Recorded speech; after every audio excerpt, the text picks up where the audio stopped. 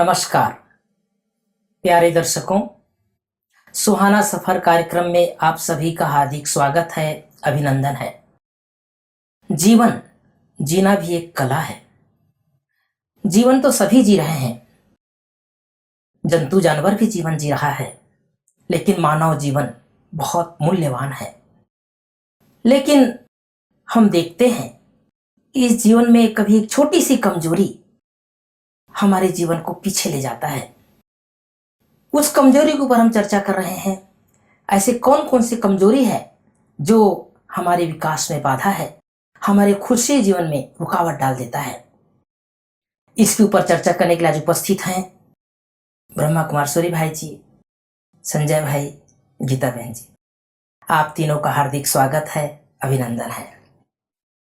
आपसे मैं जानना चाहता हूं कि हम सभी आखिर मानव हैं और बचपन से सुनते आते थे कि मानव जीवन बहुत अनमोल है, परमात्मा की अनमोल खजाना है। लेकिन जैसे जैसे ये जीवन आगे बढ़ता है, कुछ कमजोरी आवरण के रूप में आने लग जाते हैं। बाल्यकाल में कई चीज पता नहीं चलता है, आगे बढ़ते हैं, समाज में बीच में आते हैं तो किसी के अंदर क्रोध, किसी के अंदर ईर्ष्या, किसी के अंदर घृणा, किसी के अंदर नफरत। आखिर ये कमी कमजोरी हमारे अंदर जो आती है और वो खुशियां छीन ले जाती है। कैसे निकले इनसे बाहर? आपने बात की तो मुझे कई घटनाएं याद आ गई जो ईर्ष्या के कारण खुश नहीं रहते। उनमें बहुत सारी योग्यताएं होती हैं, क्योंकि हम तो एक बड़े संगठन में रहते हैं। अच्छाई भी बहुत दिखाई देती हैं, ऐसा लगता है यहाँ जैसे देवता तो कहीं नहीं है। लेकिन छोटी मोटी कमियों का भी दर्शन होता रहता है। योग्य बहुत हैं लोग हमारे पास, तो लोगों में थोड़ी बहुत ईर्ष्या किसी किसी में हो जाती है। यद्यपि उसको छोड़ने का प्रयास हमारे यहाँ निरंतर किया जाता है, क्योंकि हमारी टीचिंग्स ही ऐसी हैं कि सब अपनी अपनी कमियों को छोड़ते चले। कोई व्यक्ति जल्दी छोड़ देता है, किसी को समय लगता है। ईर्ष्या कि भाई दो समान रूप से योग्य व्यक्ति हैं, लेकिन एक की महिमा थोड़ी ज्यादा हो रही है तो दूसरे के मन में ईर्ष्या हो रही है। यद्यपि उसकी महिमा हो रही है, लेकिन वो दूसरे की महिमा सुनना पसंद नहीं करता। यहाँ मनुष्य के अंदर एक कमजोरी रहती है, महिमा केवल मेरी हो। ये जो संकीर्णता है ना विचारों की, ये ईर्ष्या के कारण खुशी को सदा के लिए नष्ट कर देती है। और मैं तो ये कहूंगा मनुष्य की प्रोग्रेस को ही रोक देती है। दूसरों को आगे बढ़ता देख, उनकी महिमा होते देख, उन्हें सफल होता देख, यदि हम उन्हें अप्रिशिएट करेंगे तो यही सब गुण हमारे अंदर भी विकसित होने लगेंगे। यही सूक्ष्म गति है, साइकोलॉजिकल ये फिलोसॉफी है, या ये कहें कर्मों की गति है। मानवता का यही एक सुंदर सिद्धांत है कि हम दूसरों को अप्रिशिएट करें, ईर्ष्या से बचें। हम ये मान लें, जान लें कि ईर्ष्या एक अग्नि है, और ऐसे ही क्रोध वो भी एक अग्नि है। जब किसी मनुष्य को क्रोध आता है वो खुश रह ही नहीं सकता, और जिस पे क्रोध आएगा उसकी भी खुशी जाएगी। मैं थोड़ा सा बीच में बोलना चाहता हूँ भाई जी कि कई बार हमारे पड़ोस वाले कोई बहुत प्रोग्रेस कर गए, कई बार ईर्ष्या तो आ ही जाता है कि भाई मेरे जैसे ही था, 10 साल पहले हम दोनों एक जैसे थे, लेकिन आज देखो ये कितना प्रगति कर लिया, कितना उन्नति कर लिया। ये ईर्ष्या ना आए ऐसा तो कई बार संभव ही नहीं होता। एक किसान है, 2 किसान का आपस में खेत है, और जब जाते हैं खेतों पर तो देखते हैं फलाने के इस किसान का तो खेत बहुत सुंदर है, बहुत इसमें फसल अच्छी हो गई, लेकिन मैं भी मेहनत करता हूँ, मेरे में कम आ रहे हैं। तो ये ईर्ष्या ना हो ऐसा तो कई बार संभव ही तो नहीं होता। नहीं, देखिए ये सोचना तो गलत है कि ये ना हो और ये समाप्त हो जाए, लेकिन इसके लिए ये रहेगी और है, ये है। और प्राय देखा जाता है अच्छे अच्छे लोगों में भी थोड़ी बहुत ये हो जाती है, परंतु इसका निदान है।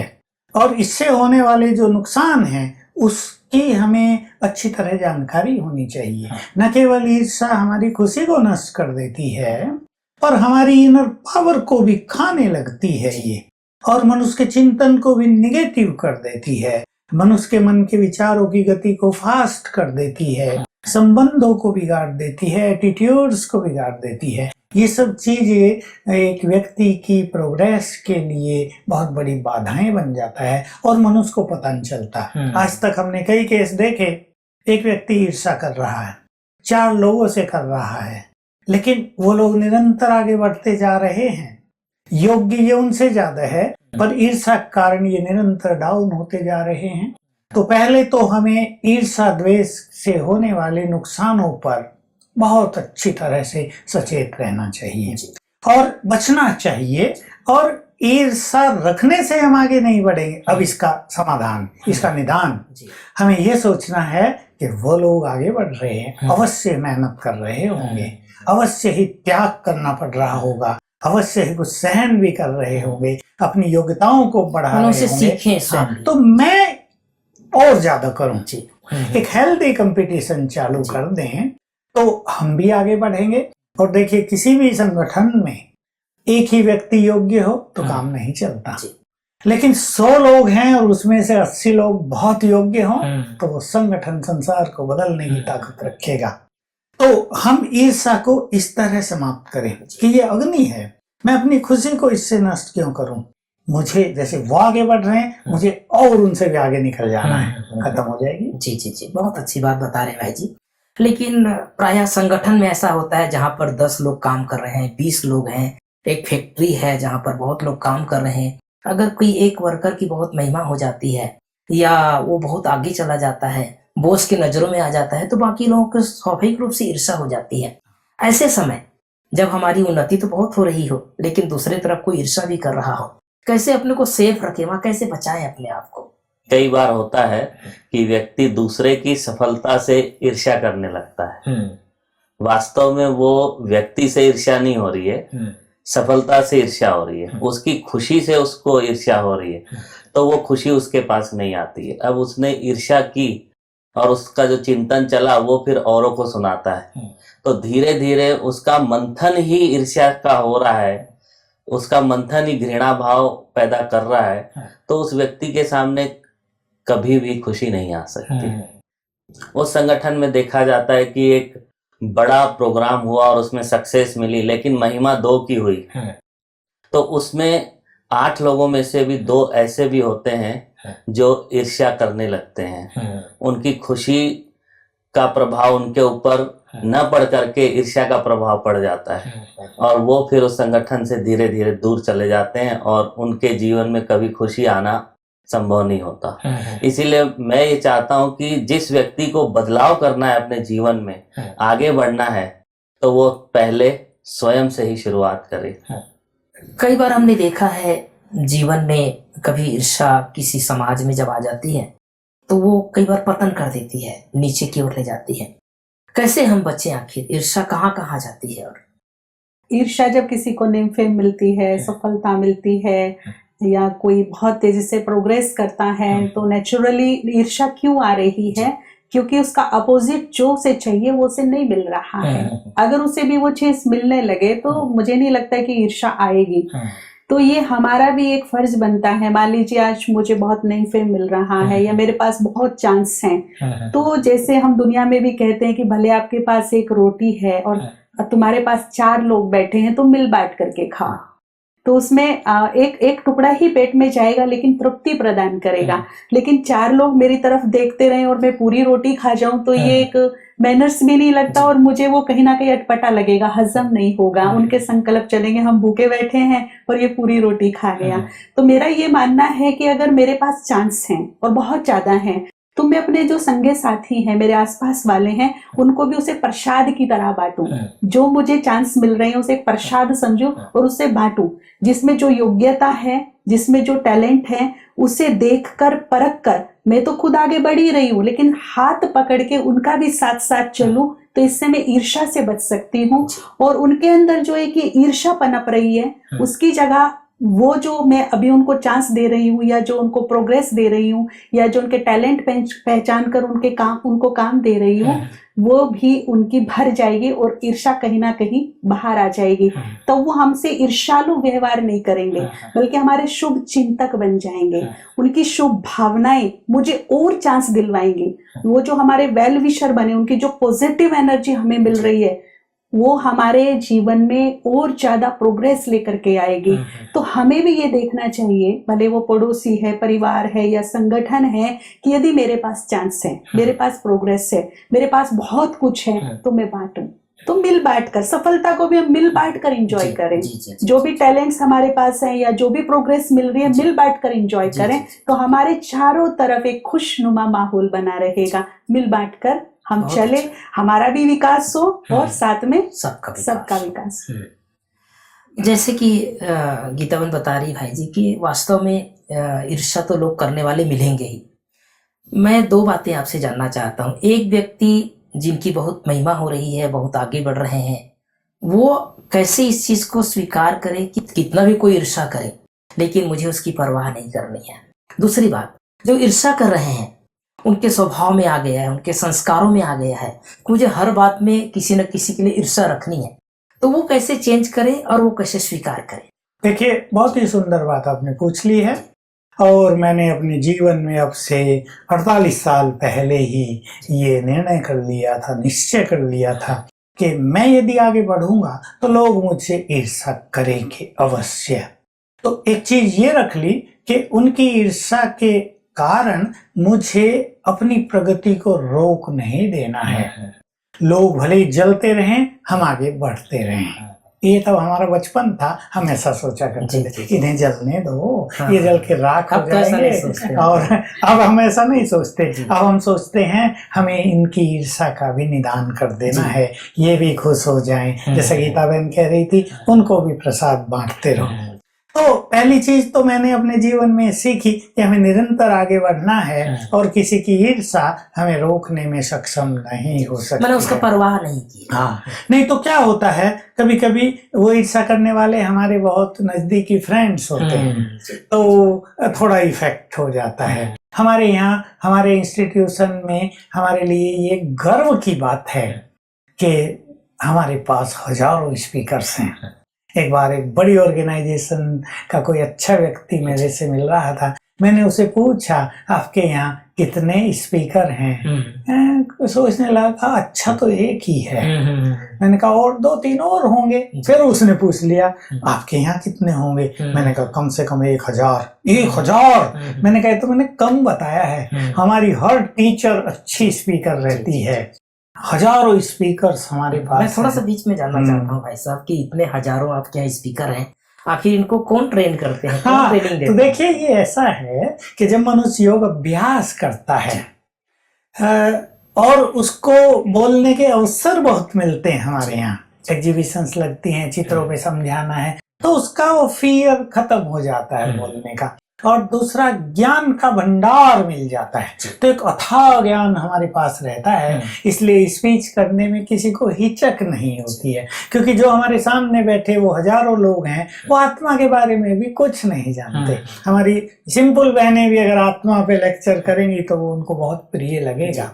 तो ज्ञान का भंडार है, योग अभ्यास से शक्तियां बढ़ गई हैं और ये बोलने की जो सेवा है उसके कारण वो हिचक या भय खत्म हो जाता है। इसलिए हमारे यहाँ बहुत जल्दी लोग स्पीकर बन जाते हैं और चांस रहते हैं। तो मैं वही बात कह रहा था कि अभी मान लो 10 स्पीकर हैं और सब योग्य हैं, तो एक सेवाओं की सफलता के लिए सभी की योग्यताओं को यूज करना, उन्हें चांस देना परम आवश्यक है।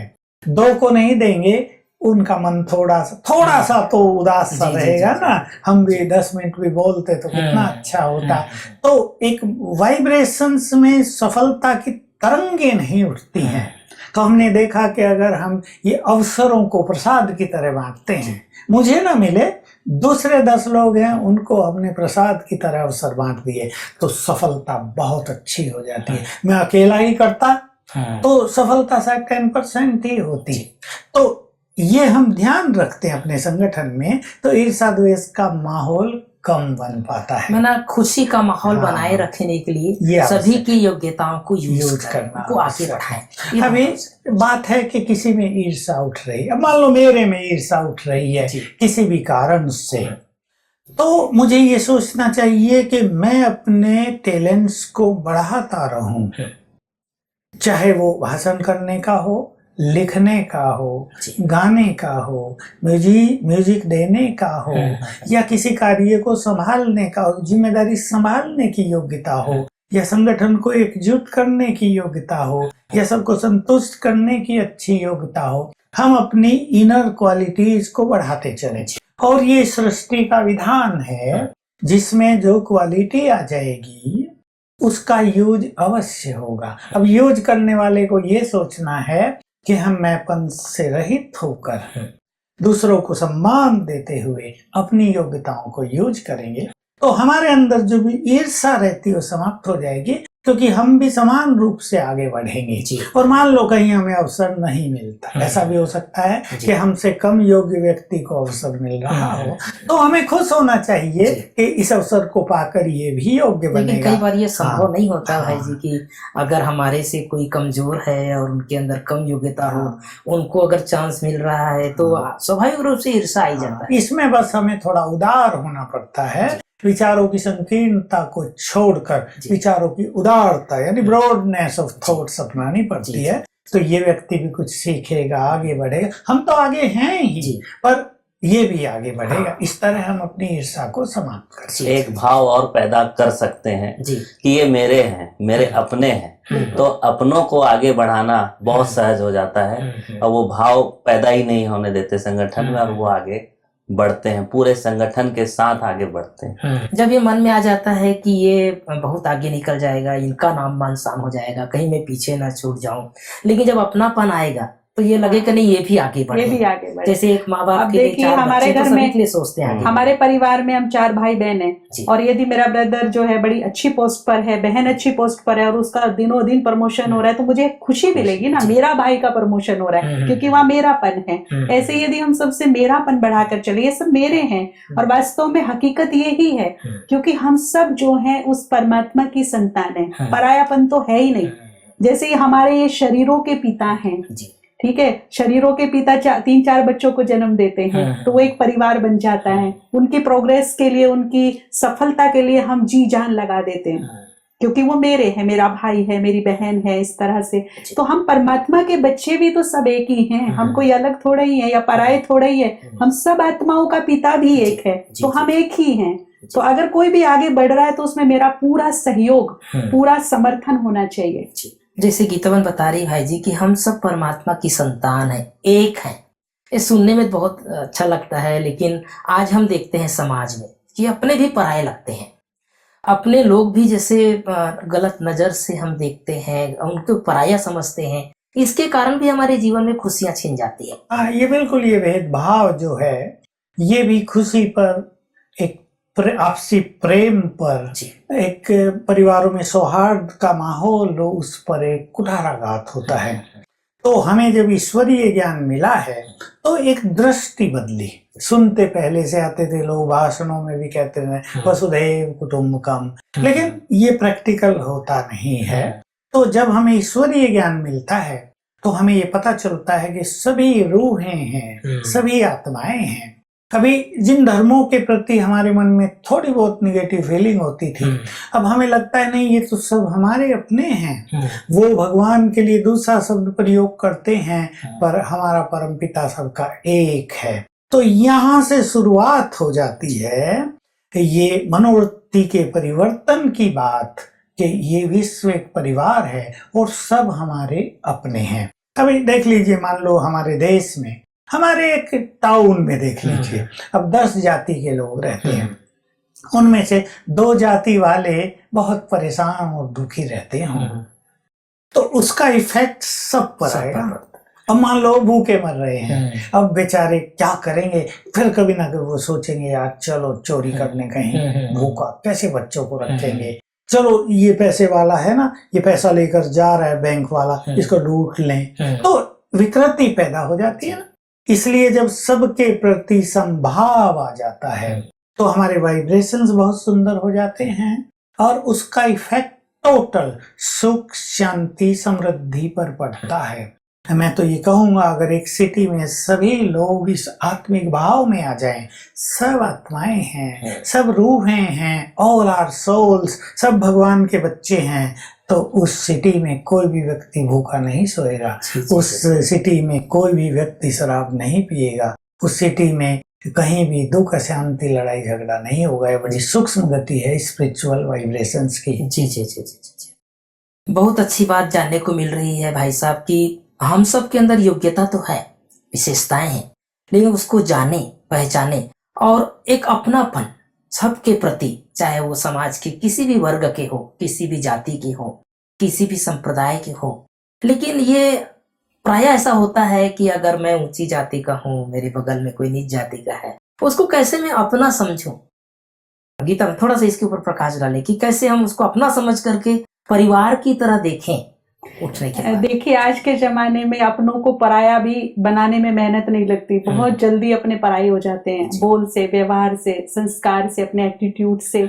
जो अपने सगे हैं वो पराये बन जाते हैं, जो मित्र हैं वो शत्रु बन जाते हैं। मित्रों को शत्रु बनाने में कोई मेहनत नहीं, कोई खर्चा नहीं, कोई टाइम नहीं लगता है। लेकिन महानता इस बात की है कि हम शत्रुओं को मित्र बनाएं, जो पराये हैं उनको अपना ले, उनको अपना बनाए, उनके बीच की हमारी दूरियां खत्म हो जाएं। और ये हमें ईश्वरीय विश्वविद्यालय में सिखाया जाता है। यही जीवन जीने का एटीट्यूड, यही सुंदर कला, यही आर्ट ऑफ लिविंग ये ब्रह्मा कुमारी ईश्वरीय विश्वविद्यालय में जो सिखाई जा रही है, जहाँ वास्तव में जो विरोधियों को सहयोगी बनाने की ताकत रखते हैं, शत्रुओं को मित्र बनाने की ताकत रखते हैं, जहाँ अपनापन है, जहाँ हर चेहरे पे मुस्कुराहट है। देखिए, हमारा ये विश्वविद्यालय है और हेडक्वार्टर माउंट आबू में है। यहाँ कॉन्फ्रेंस होती रहती है, इतनी विंग्स होती रहती हैं, हमारे यहाँ विंग्स के प्रोग्राम होते रहते हैं, अच्छे अच्छे लोग यहाँ आते हैं और सबका एक एक्सपीरियंस रहता है कि यहाँ सबके चेहरे पर मुस्कुराहट है, सब खुश हैं, चाहे उनको कोई भी सेवा मिल रही है। यहाँ काम शब्दों में यूज नहीं करूंगी क्योंकि सब भगवान की सेवा कर रहे हैं, स्व इच्छा से कर रही हैं, निस्वार्थ भाव से कर रही हैं, समर्पण भाव से कर रही हैं। तो जब वो हमारे कैंपस में घूमते हैं तो एक चीज उनको बड़ी अच्छी लगती है कि सबके चेहरों पर मुस्कुराहट है, सब खुश हैं, सब स्माइल पास कर रहे हैं। यहाँ हमें कोई भी एक व्यक्ति ऐसा नहीं दिखा जो बोझिल हो, टेंशन में हो, उदास हो, गहरी सोच में बैठा हो। सबका A to Z, अगर 1000 लोग आए तो ये 1000 लोगों का 100% एक्सपीरियंस होता है, जो वो फीडबैक्स में लिखकर भी जाते हैं और जो है ओपिनियन वगैरह देते हैं या कोई एक्सपीरियंस अपने अपने स्थानों पर जाकर सुनाते हैं, वो ये बताते हैं। हाँ, लेकिन यहाँ ईश्वरीय परिवार है, एक दूसरे के प्रति बहुत प्यार है, देखने को मिलता है। लेकिन जो दुनिया में है आज, तो ऐसे समाज में है लोग कि एक दूसरे अपने सके भाई को भी देखने नहीं चाहते। इतनी नफरत, इतनी ईर्ष्या लोगों में फैल रही है, वो कैसे आपस में प्यार? तो यही भगवान ने हमको सेवा दी है ना, यही भगवान ने सेवा दी कि आप पहले अपना परिवर्तन करके फिर औरों का परिवर्तन करने में सहयोग करो। और आज ब्रह्मा कुमारी संस्था यही तो कर रही है, खुद खुश रह करके संसार में खुशियां बांट रही है, घरों को आश्रम बना रही है, घरों को मंदिर बना रही है, जिनमें कलह कलेश आ गए हैं उन्हें शांति सिखा रही है। यही तो सेवा कर रही है हमारी ईश्वरीय विश्वविद्यालय जो संस्था है। जी जी जी। आज हमें बहुत सुंदर ज्ञान का प्रकाश मिला कि वास्तव में देखो, परिवार में रहते हैं, हम एक समाज में रहते हैं, लेकिन हम ये नहीं समझ पाते थे कि वास्तव में एक दूसरे को हम अपना समझे। हम अपने को ही अपना समझते थे, पराये को पराये समझते थे। लेकिन आज जानने को मिला आप लोगों की चर्चा के माध्यम से कि सबको अपना समझे। आप लोगों ने बहुत सुंदर सुंदर विचार रखे, उसके लिए पुनः धन्यवाद। प्यारे दर्शकों, आज हमें यह ज्ञात हुआ कि हम सब एक परमात्मा की संतान हैं, आपस में एक हैं। और जब हम अपने को एक समझने लग जाएंगे तो एक दूसरे के प्रति प्यार होगा, एक दूसरे के प्रति स्नेह होगा, हम उसकी भलाई देखेंगे, सबकी भलाई में अपनी भलाई समझेंगे। तो एक संकल्प ले लें कि हम सभी एक हैं। ये पूरा संसार की जितने मनुष्य आत्माएं हैं, हम सब आपस में भाई बहन हैं, एक परमात्मा की श्रेष्ठ संतान है। इस संकल्प के साथ अपने जीवन की यात्रा को बिताएंगे तो आपका जीवन सचमुच खुशहाली से भर जाएगा। पुनः मुलाकात होगी, तब तक के लिए आज्ञा दीजिए। नमस्कार।